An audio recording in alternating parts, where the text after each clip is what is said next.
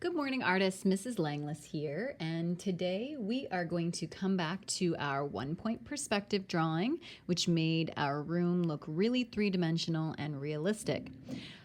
This is where we are right now. We've got 3 walls, a stairway, our floor, our ceiling, and actually, that's really all of the technical one-point perspective drawing that we're going to do in this project. So if you have not yet got to this point, please go back and watch the other videos so that you can get caught up to this point. Your floor also could have been a hardwood floor instead of a checkerboard floor, which I have right here. So that was also an option. Once you do get to this point, there is going to be a twist. I love to add twists into projects. So far you'll notice that your artwork is super realistic, right? But all of our artwork looks the same right now because we basically followed the same steps to get there. So now it's time to really put our own spin on things and make it our own. And for this twist in the project, I'm going to introduce to you a new art form called Surrealism. And Surrealism was a movement, not only in artwork, but also in writing, in literature, that came about in the 1920s. And basically, what it did was it explored the relationship between the dream world and reality. You know, I'm sure all of you have had some pretty crazy dreams from time to time. And typically in dreams, there's real things happening, but then they're mixed with things that couldn't actually occur. And this is really what surrealism is all about. It's mixing the super precise and realistic with the unimaginable or the, very unrealistic. Okay. So, for example, here is probably the most famous surrealist artwork out there, in my opinion. It is by an artist known as Salvador Dali. And this particular painting is called The Persistence of Memory. You can see it was done in 1931, so quite a long time ago. And let's just take a minute to identify what is realistic about this drawing. So look at it for a second. You can also be thinking about, is there a vanishing point in this artwork? See if you can figure out where the vanishing point might be. All right, so first off, you can see that there's a very realistic looking landscape here with some water. Perhaps we're in a beach or sort of in a desert location. But if you look at these lines, take a look at this diagonal right here, as well as this one right here.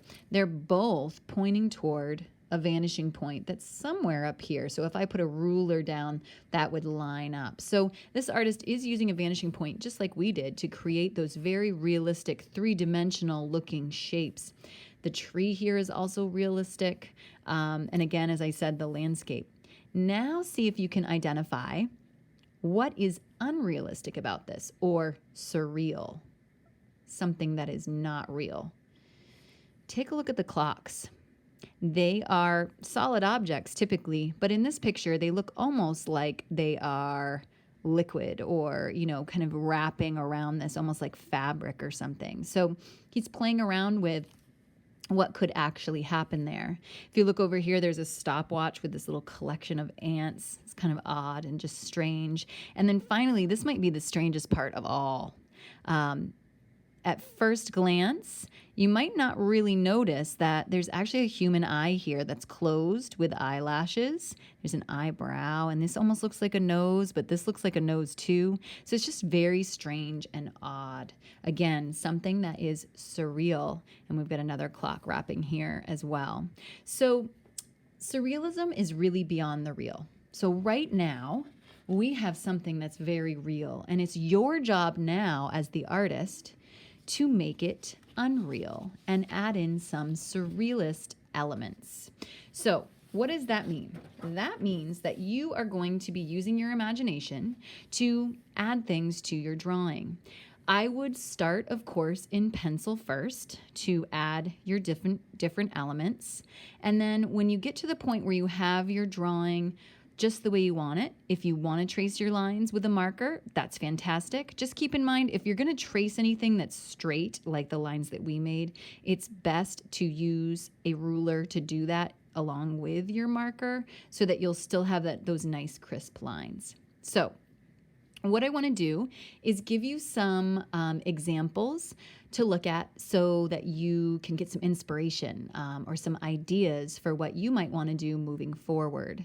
One of the things that I did, let me show you an example of mine. So here's one that I did a long time ago. And you'll notice it has all the elements that we had, but I decided to put another doorway here. So by the way, you can get rid of anything you want from this drawing. So if you want to turn this window into, a TV, or you want to turn it into something else, feel free to take anything away, replace anything. It's your artwork to really play around with now, okay?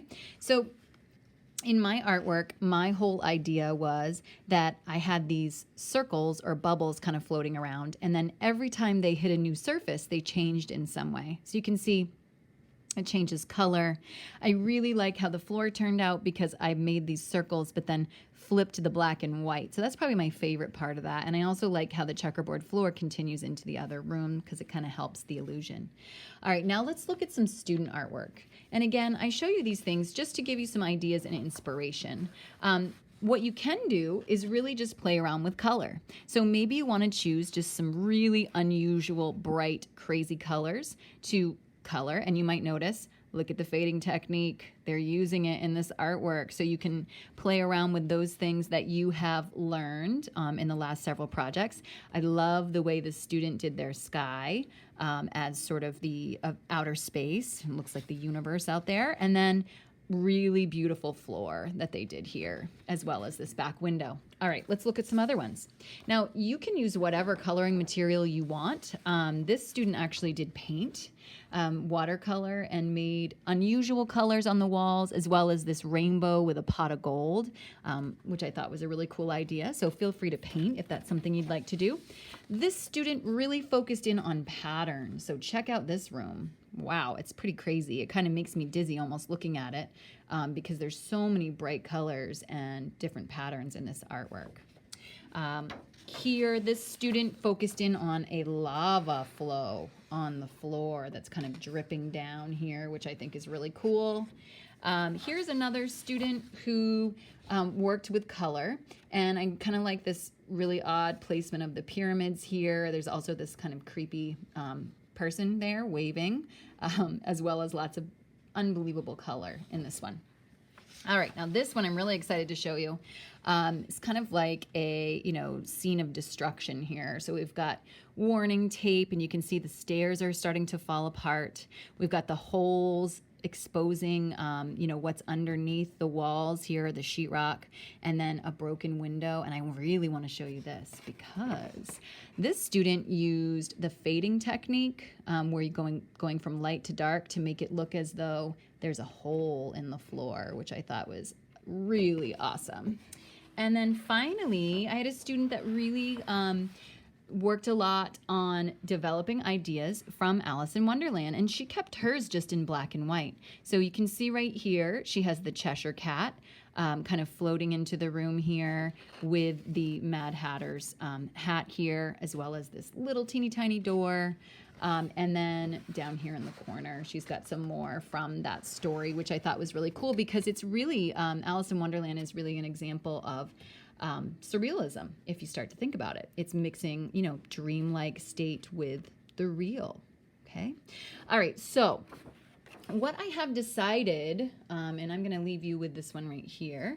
What I have decided about this project is that I'm going to give you this week and also next week. So that's 2 whole classes to work on this.